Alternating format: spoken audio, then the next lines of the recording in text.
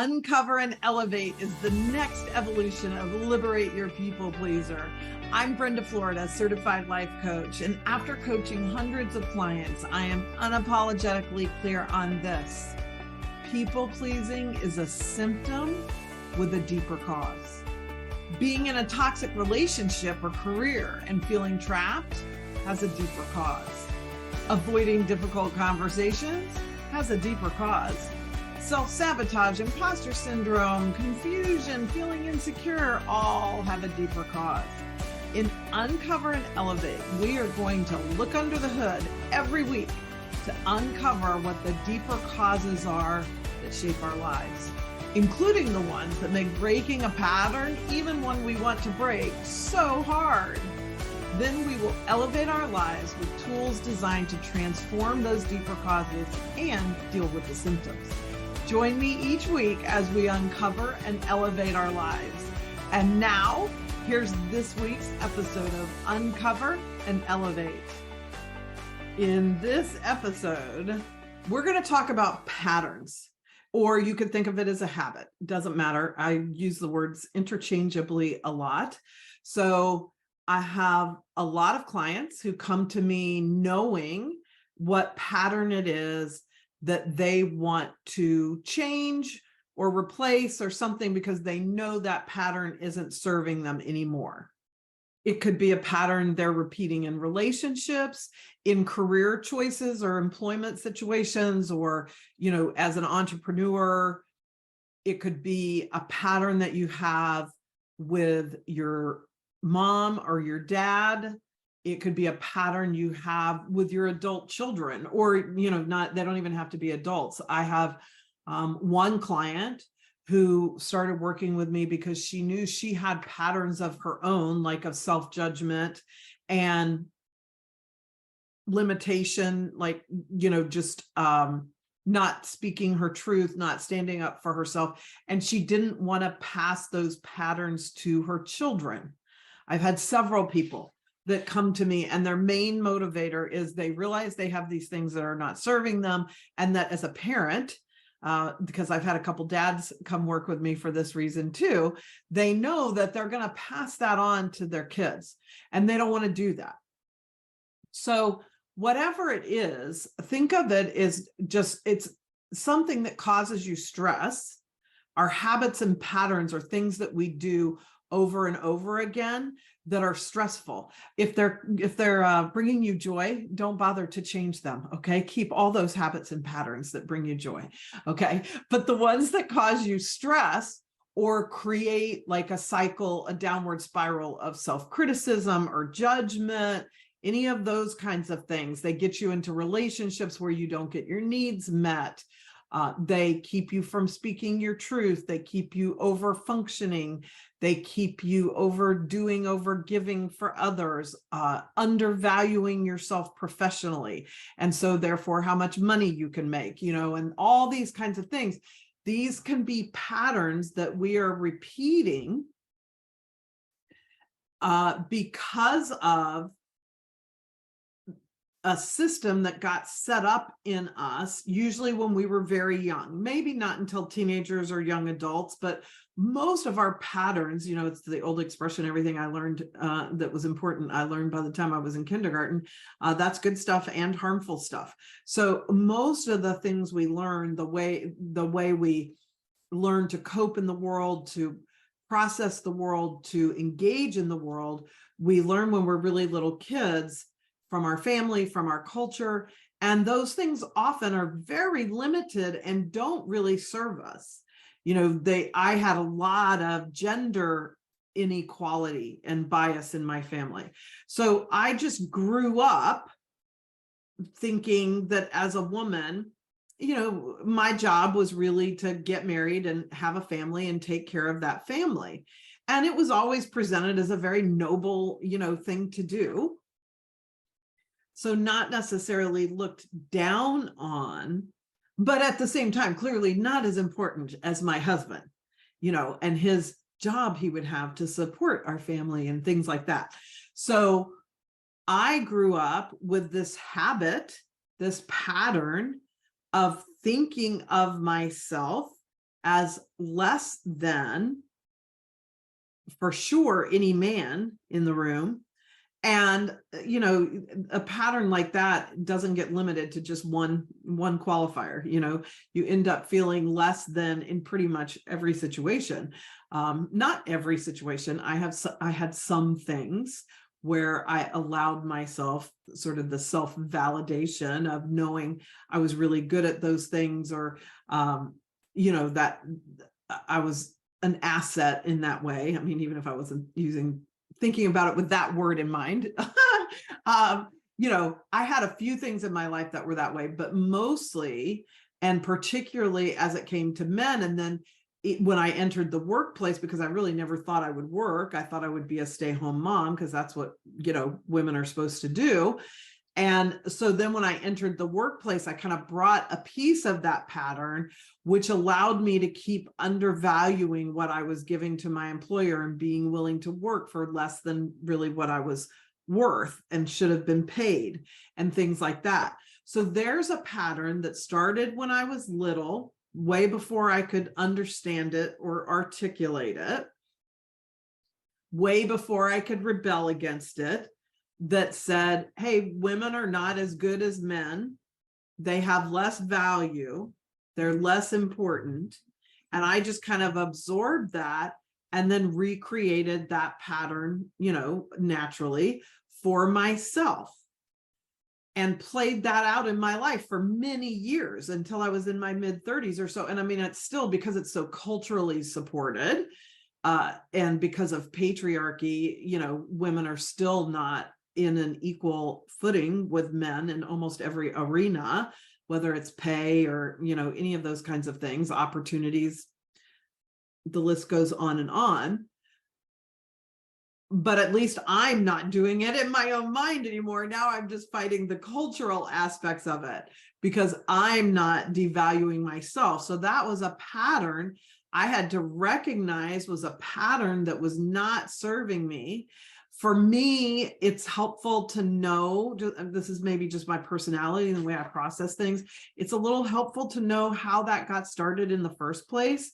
I'm not a therapist, so I don't work with clients the way a therapist would work with you, but I do like to go back and kind of remember, like, when was the first time I felt that way? When was the first time I remember that happening? Because kind of finding that what feels like the origin story can be very helpful, just in the way that our mind wants to process things and make it almost more linear. Our growth and who we are as a human being is not linear at all. But if we can kind of understand, oh, this was an influence on me, so I understand how I started thinking this way, and thinking that way led me to taking this job where I'm not making nearly as much as I'm worth and nearly as much as I'm giving to my employer through this job. Oh, okay. So knowing that part, kind of that beginning part of the process, I don't need to spend, at this point in my life, I don't need to spend a lot of time on how that got started and understanding that and all the, millions of details there can be in that. For me, it's enough to just kind of know, oh, I get it. That got started because the churches that I went to, my family, the culture at large gave me all sorts of messages saying women were not as good as men. Boys are better than girls, So, okay, now that kind of makes sense. That helps me change it to a degree. We don't really need to know how it got started to release it and create a new habit. But much in the same way that if you're trying to create a new habit, say with your physical body, maybe in your diet and nutrition, or how much movement you're getting, or anything like that, you've hurt yourself and you need to do PT, and exercises to regain the strength back in that part of your body, like whatever it is, for whatever reason.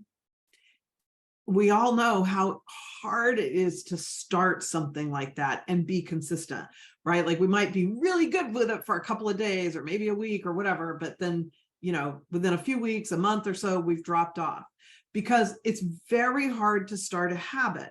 And so one of the things that we need to think about realistically for ourselves is like to not, like I try to, strike a balance here when people are starting to work with me, that, I don't want you to think you're going to have to stay in coaching for the rest of your life. That's not true. But something that you've spent years creating, you can't necessarily undo, even in a 90-day package. In a 90-day package, my most popular package is 9 sessions, 90 days. That's almost what I do exclusively.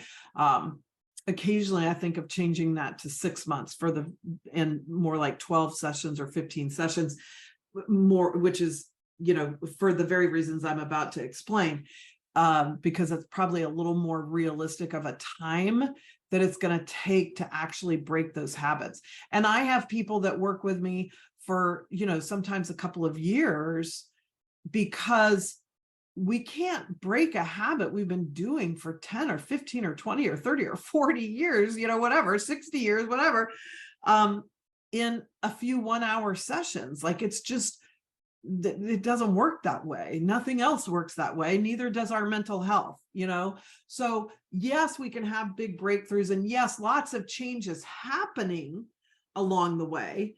I like to say for my work, I feel like a client gets something valuable out of every session, but it doesn't mean they broke a habit they've been doing for 20 years in one session, right? So it takes time, and we need to give ourselves like the grace and the love to do that. Because if you had a best friend or a pet you're training, or a child, that you're trying to teach to do something new, you don't expect them to get that on the first try. There's going to be a cycle of doing it, kind of falling off, getting back, doing it, until there's enough doing it that it creates this new subconscious pattern, this new subconscious habit.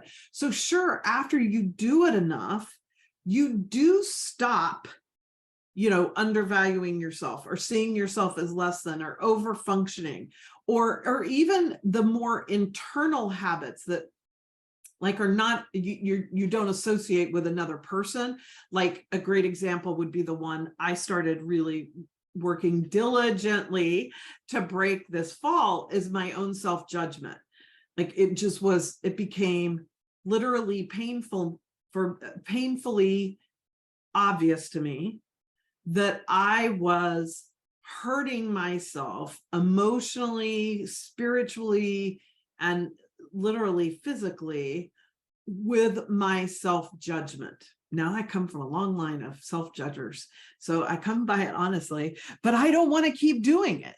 And that's the thing. We can look at our family and just feel like that's normal, or we can believe a message. And this happens a lot in various religious cultures, where there's a message of like, well, if you're not being self-critical, self-judgmental, then you're going to run amok somehow. Like, they don't use those words exactly, right? Especially not amok.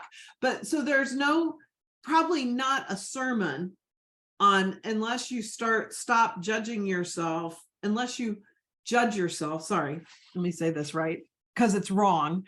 The statement is going to be wrong, which is why I got turned around there. Anyway, the bad belief is if you're not hard on yourself, you're not going to turn out to be a good person.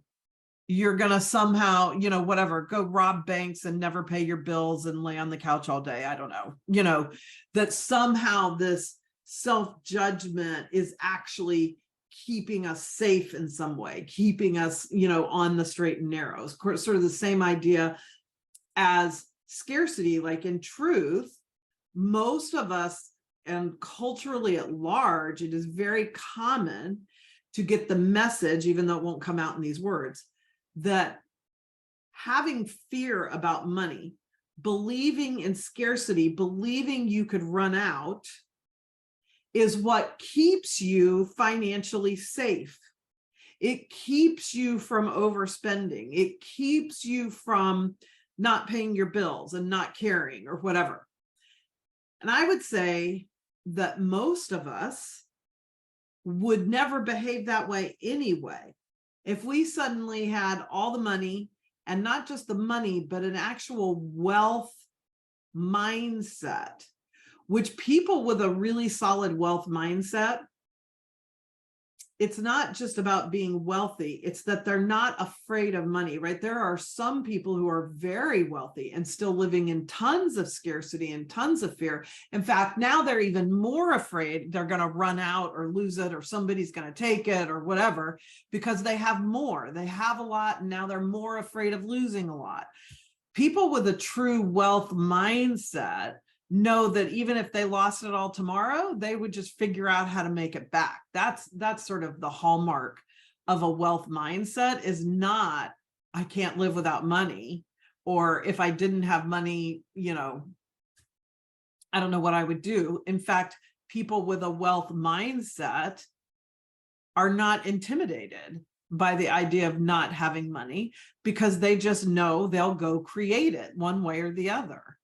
And so that kind of a habit, if you've been taught in essence, again, nobody used these words, but if you were taught in essence that being fearful about money is what will keep you safe with money, that is a big pattern and habit to change from that into a sort of neutral spot to actually moving into a wealth mindset, an abundance mindset. And when I say mindset, I mean your thoughts and your feelings, because thoughts and feelings go together, or they're always happening with each other. And what happens at the beginning of a habit changing journey is that, for instance, we'll use the abundance example. If I realize I'm really living out of a place of scarcity and fear of money, fear I'm going to run out, feeling like I'm going to always have to struggle with this, having the thoughts internally that I'm not good with money, all that kind of stuff, but that those things are going to actually keep me safe financially, that's going to keep me on top of my bills, on top of my budget, making money, whatever it is. That's a big change to start to neutralize that and actually move towards the wealth mindset. Because what will happen is, even as you are in the process consciously of changing it, and maybe you're doing some mantras like, I have a wealth mindset, wealth is my true nature, abundance always flows to me, things like that.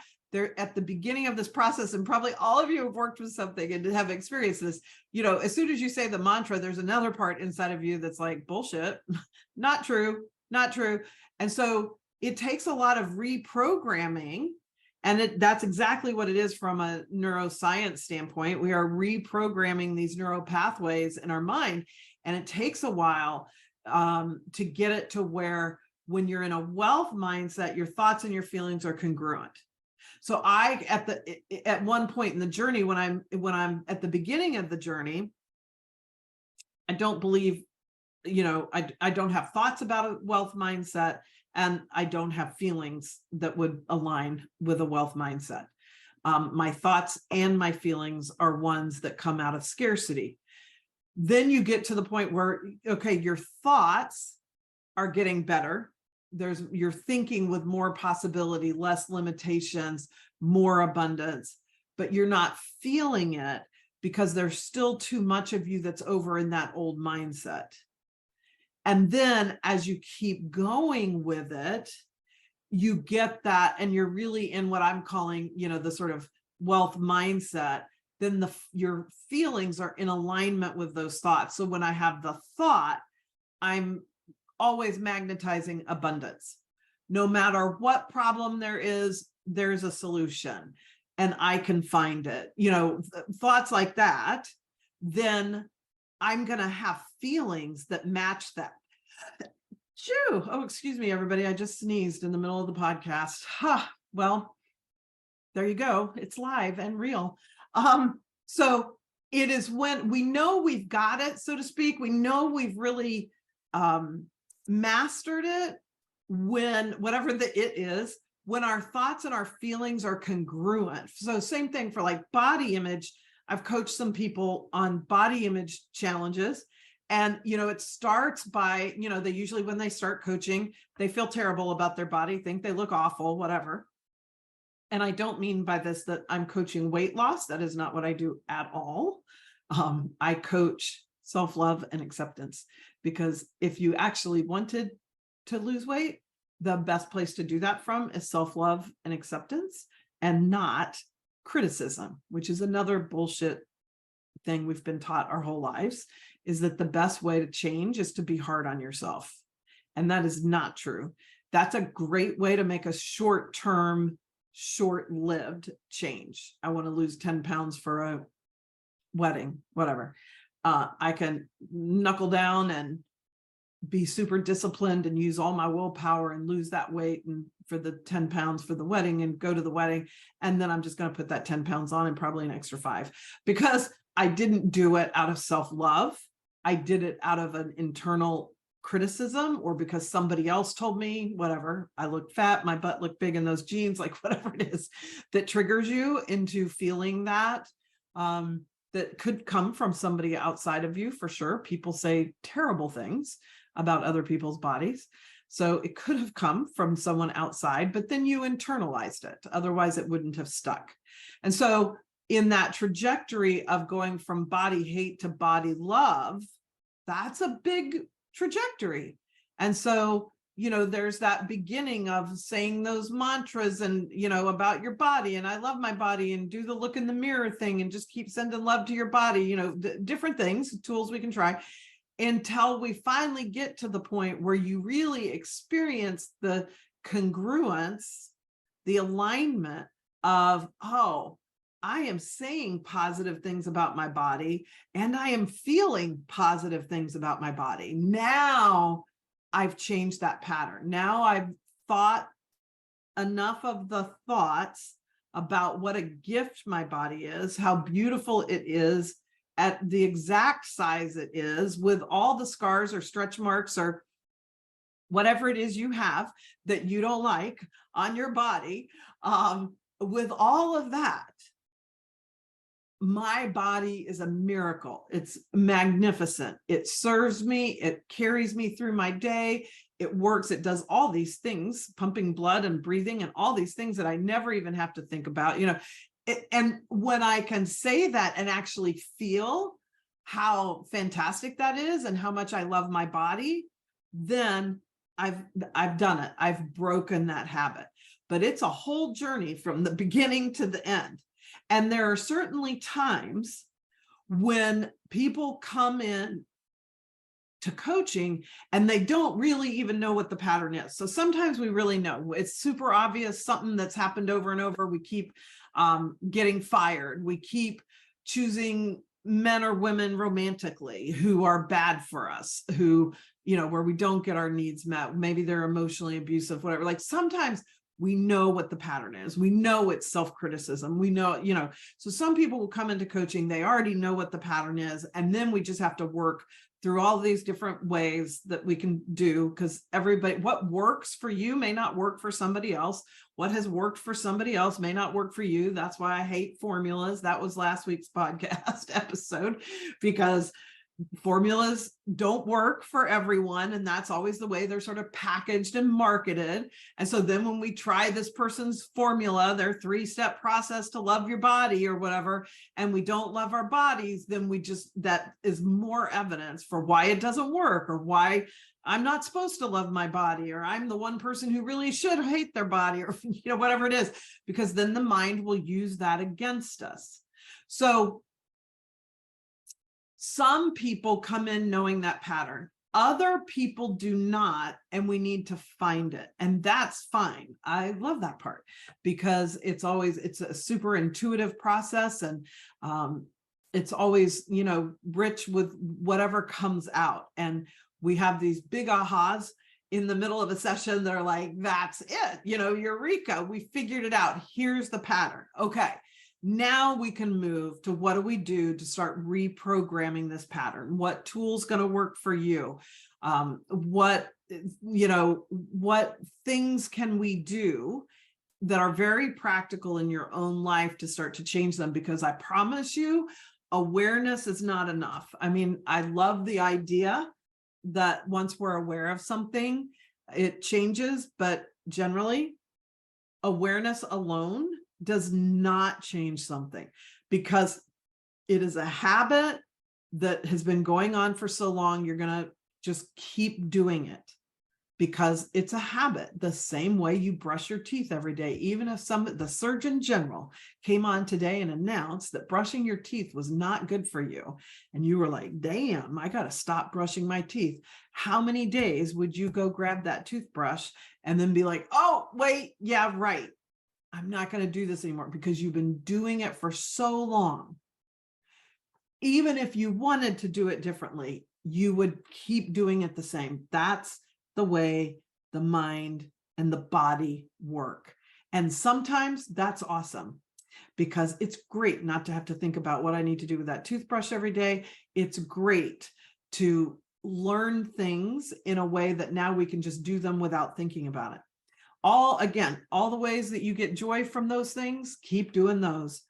But these stressful ones work the same way. They're just more painful. So we've got to stay with the process long enough to get to the other side.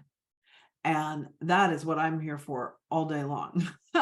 So it's why I love my work, because I love watching a client go through that trajectory, go through that scope of getting from the pattern to kind of neutralizing it to actually getting to a new habit that's serving them.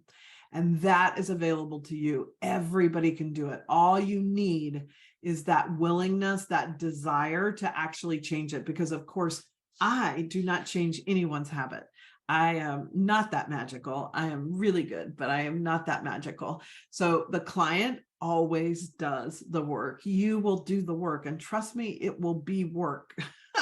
But the rewards are amazing. The rewards are that elevation. This is why I, changed the podcast, I don't know, several months ago now, to Uncover and Elevate, because these are the things we're uncovering so that we can elevate our lives. And when we uncover a harmful pattern in one part of our life, there's always other areas of our life that, by releasing the pattern and starting a new one that serves us, this other area of our life, or many areas of our lives, benefit from that as well, beyond just the one that we know it's tripping us up on. Like if it's messing with your romantic relationships, getting free from that and changing that pattern will help in so many other ways. Almost always romance and career are connected, and we tend to, of course, we do it in a little bit different ways, but the basic patterns in how we show up in romantic relationships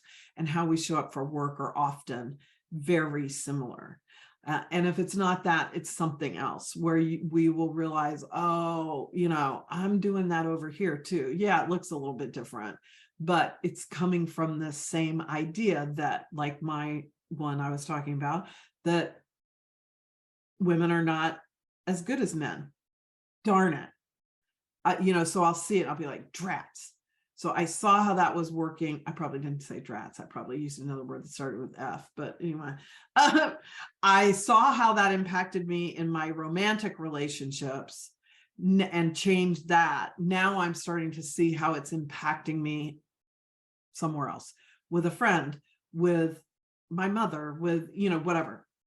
My career, whatever it might be, some other area of my life, my relationship to money. They're all intertwined. We're not compartmentalized beings. So I would love to hear your feedback on this. I would love to hear what your pattern is that you want to stop, or maybe you don't know, you just figure after listening to this, you must have one and you're not sure what it is. So hop down into the show notes and email me, or go into Instagram, Brenda Florida Coach, and DM me. Go to my bio there, and you'll get links to book a 15-minute call. There's a link to book a 15-minute call in the show notes. I just know, but for a lot of people, it's just easier to go to Instagram and get me there. Follow me, DM me, go to my link in my bio than it is to, forage through the podcast stuff into the podcast show notes. So, but whatever, it's all there. It's all the same in both places. So just do whatever is easier for you and reach out and let me know what that pattern is, or if you're not sure what the pattern is, or book that 15-minute call and we'll explore working together, grab a free worksheet and work through that and see how that helps. Whatever benefits you, whatever elevates you in your journey, that's what I'm here for. So I will see you in our next episode. Thank you for joining me for this week's episode of Uncover and Elevate. Check out the show notes for tons of great information and resources, like if you're interested in being a guest on the podcast so we can uncover and elevate an issue in your life, just complete the form in the show notes. You can follow me on Instagram at Brenda Florida Coach. You can work with me one-on-one or get additional information about one of my group or private retreats by completing the form in the show notes. And I would love it if you would share this episode on social and tag me. I'd also love for you to post a 5-star review wherever you get your podcasts. It makes such a big difference and will help others find the show, and I'll be incredibly grateful. This is Brenda Florida, Certified Life Coach, and I'll see you in the next episode of Uncover and Elevate.